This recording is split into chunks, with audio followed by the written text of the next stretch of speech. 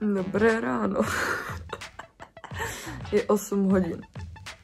Ačkoliv na to nevypadám, vypadám, že je to 4:30. Bych to tak typovala podle mého vzhledu.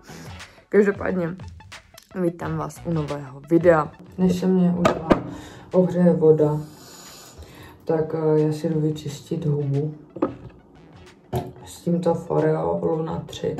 A pak ještě vám tady ukážu jednu jinou věc. No a co tady mám novýho, je tohle Foreo Beer, což je vlastně tonující přístroj, který využívá mikroproudové technologie. Já vám to ukážu, jak to funguje. Musíte si dát tohle vodivý sérum, protože aby to bylo prostě bezpečné pro vaši bezpečnost, jo.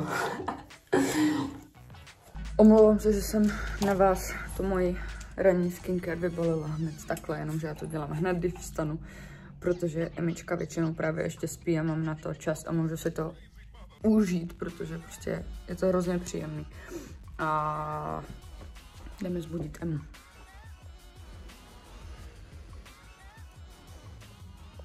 Dobré ráno, ahoj lásko. Co to máš? Emi? Ahoj broučku. Vypadám jak člověk, Emi? Aha, tak to asi není moc dobrý. Si vždycky připravím takhle roušku na hubu a pak to jenom prostě přetáhnu nahoru, protože lovit to jako v tašce a dávat si to na pusu, když máte v ruce miminko, tak to pak ne. To je úplně nereálná věc, že? No teda jako reálná je, ale vypadáte u toho, jako kdybyste měli epileptický záchvat. To je to sluší. A boty jaký máš? Jsme v autě a jedeme na ty náušnice. Nevím, co nám paní doktorka řekne.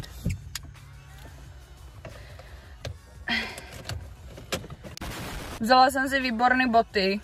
Máme celý promočený. Úplně úžasné boty do deště. Takový látkový. No, prostě markéta, jako nevím, co kdo čeká, já už nečekám nic, mě to vůbec nepřekvapuje. Tak je to tedy. Je to vlastně takový náš český Tarzan. Jedna zajímavost z Bruntálu, jo. Nikdo vás nepustí, když jdete přes přechod. Jakože opravdu. A když já někomu zastavím, tak vždycky ten člověk děkuje, jak kdyby jsem byla pro něho bohyně. A je to totálně udivený. Takže náušnice. Ukaž. Nemáme taky a nebudeme mít. Píchnou nám to znovu až tak za půl roku, za rok. Až Emička si na ty uška nebude tak šahat. Prostě i při přebalování se to strhlo. Než jsem mi dávala na gauči a ona si tu náušnici prostě strhla. A teď to tam má červený tady na té straně. A já si mi to za boha nemohla tam prostě znovu nasadit, to prostě nešlo, ona brečela, bolelo jí to prostě jako, taky nebudu trápit, že jo. No, tak jsme se rozhodli, že půjdeme jako za tou doktorkou, že to bude lepší, ona nám řekla, že za půl roku. A to nám vůbec nevadí, že Emi? Nevadí, že nebudeš mít náušničky, ty jsi krásná princezna i bez nich. No, jsi kulka, jsi moje. Takže jsme bez náušnic a jedeme domů. Emička teď bude spinkat. A my máme takový jiný režim jako než ostatní děti, protože Emička prostě stává až v 9. Takže teď jde spinkat a pak, až se zbudí, teď bude mít mlíčko a pak, až se zbudí, tak bude mít papání. Přebaleno, připraveno. Emička spí v takovémhle spacím pytli. Vůbec nevím, odkud ho máme, asi od někoho. Co, Emi? Jdeme spinkat? Jo?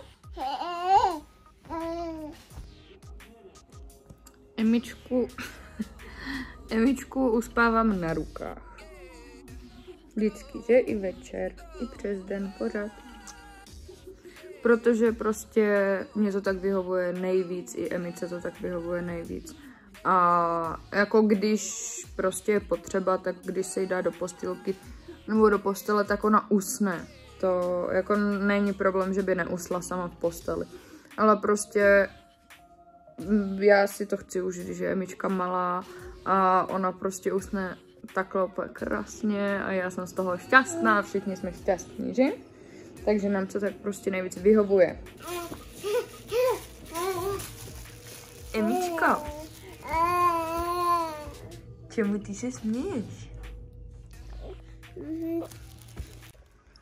My jsme vám ani neřekli s Emou, že Emička dneska má 8 měsíců. 8 měsíců má dneska ta láska naší. Ano. Přesně takhle vypadá Emičky příkrm.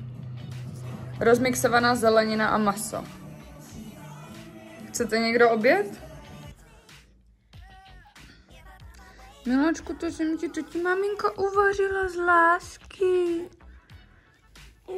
Na obědek.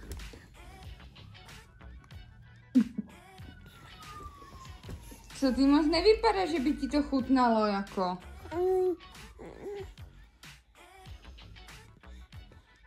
Chceš být o hladu? No vypadá to, že já asi radši jo. Emi. Spapej to. To ti maminka navařila. No. Jako... I když je všechno špatně a je prostě den blbec takzvaný, tak Emička se prostě usmívá. Ano. Ty jsi naše sluníčko.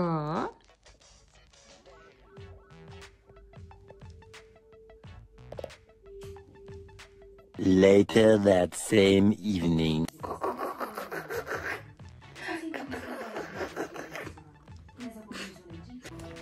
Emička, tady s náma papa.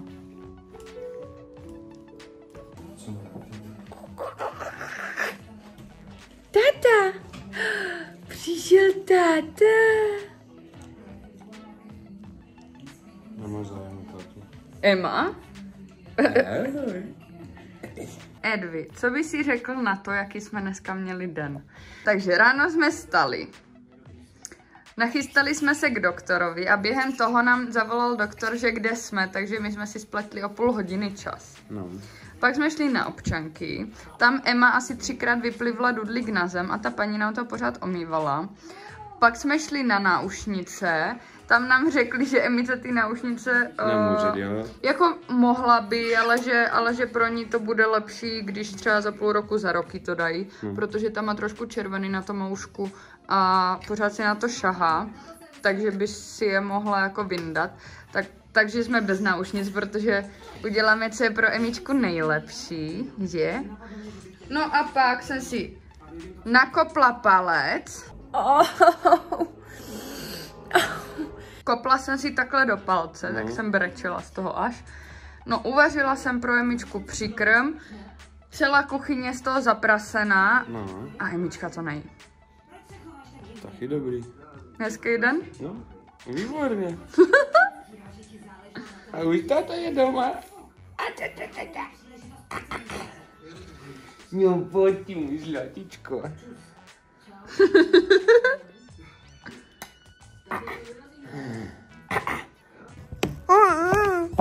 Tak, co dneska řekneme, Emi? Co řekneme?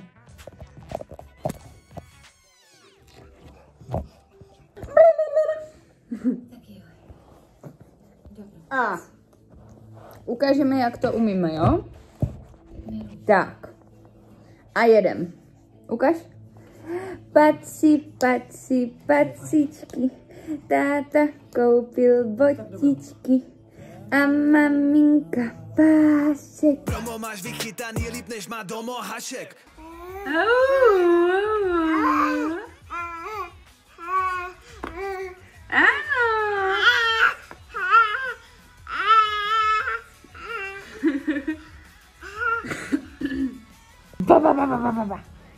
A jak? Jak to dělá Emička? Mála. Mála. Či. Ty potvaraka, či. Mála. Mála. Či. Ty potvaraka, či.